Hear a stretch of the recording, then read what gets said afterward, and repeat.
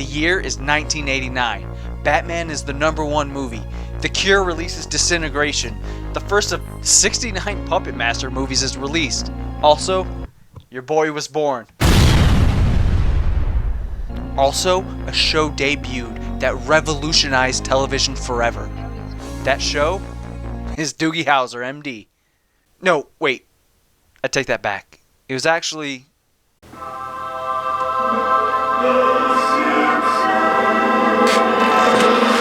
Growing up, I was a fanatic of The Simpsons. To this day, my favorite candy is the Butterfinger. I guess influencing kids at a young age does work. I've seen every episode, played every video game. My holy grail is The Simpsons arcade 1-up. It's crazy to think that some little cartoon an animator made over 30 years ago has impacted my life. A few weeks ago, I found out there's a traveling Simpsons bar modeled after Moe's Tavern. So when I found that out, I hopped on the monorail and made my way to Springfield. As soon as you walk in, you're fully immersed in Springfield, and you're right in front of Moe's Tavern. My buddy James tagged along with me. You walk in and you're fully immersed in The Simpsons. There's people eating, there's people drinking, people are playing Simpsons trivia games, The Simpsons Monopoly, Homer's band, there's a cigarette machine, this machine's out of order, Itchy and Scratchy, Radioactive Man, there's a Flaming Moe's section.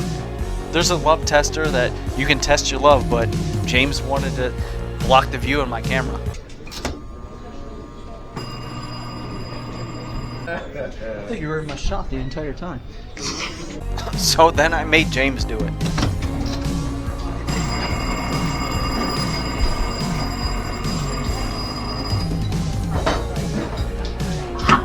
Uncontrolled. I did tell James to get out of the way so I can redo it.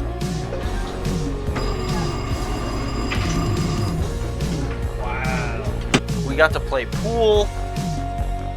And then it was time to eat. And they said we can sit wherever we wanted. Tables, booths, the bar, the floor, the bathroom. I voted for the bathroom, but James really wanted to sit at the bar. Which was pretty cool because we got to sit right next to a TV and watch The Simpsons as we ate. The bartender Moe wasn't working that day, but luckily we had Sideshow Bob. And the entire night, people were prank calling the entire time. Is there an owl here? Looking for an alcoholic. Is there an alcoholic here? Woo! Listen, I'm gonna catch you on these days, man. Use your head as a bucket and take my house to your brain. Don't ever call here again. So throughout the whole bar, everybody's eating and playing games, and I noticed that there was a chalkboard, so I couldn't help myself. I told myself I would not draw Homer, and I ended up drawing Homer. And then there was a special appearance with Spider-Pig. There's a giant Duff Beer inflatable. You could take a picture where you can be Drunk Barney. And then you can walk through the entire town strip of Springfield.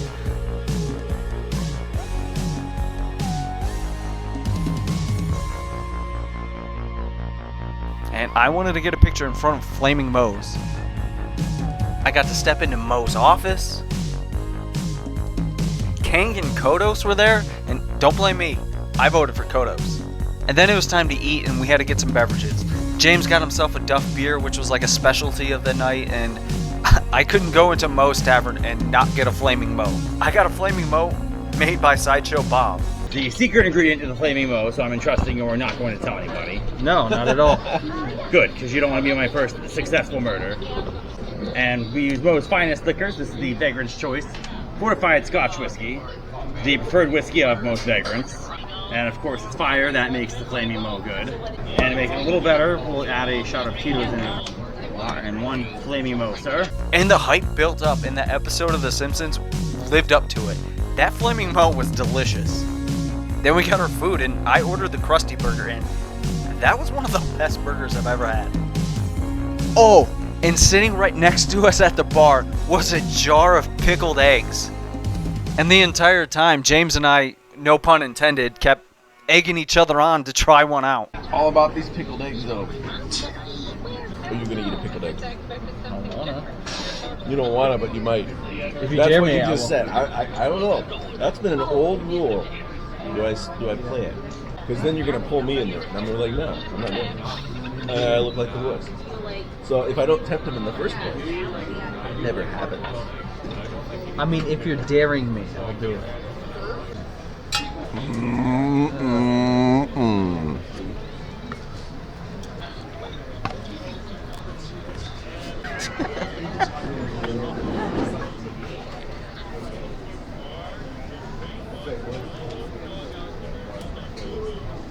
Oh, I'd rather eat dog food.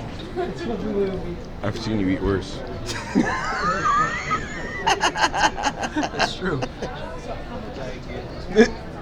I can't do it. It's not that bad. No, it isn't. It's definitely not. Oh.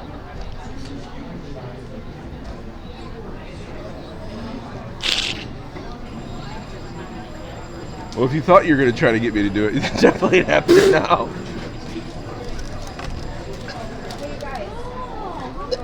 I'll save you the visual, but trust me, I vomited that egg up after 2 bites. Can I have some of this? Yeah.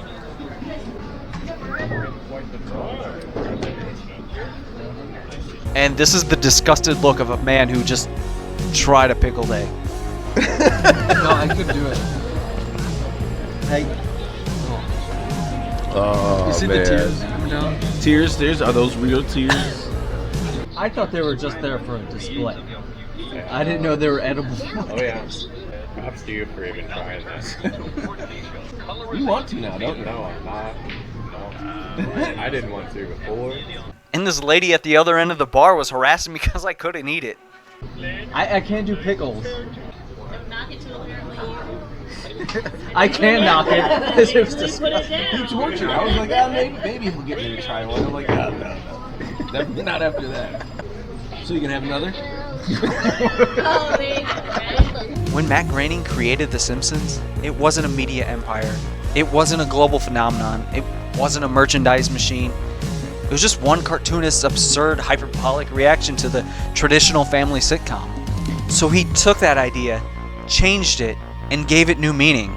And in doing so, he created something so hilarious, so rebellious, so powerful that we're still celebrating this show 30 years later.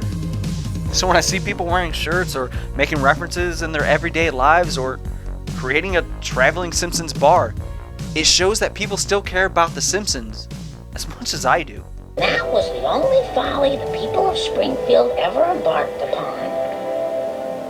Except for the popsicle stick skyscraper.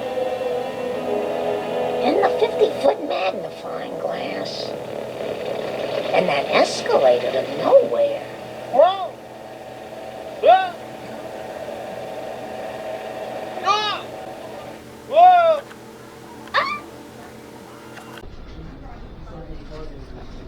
I'm not as afraid of this as the 8s.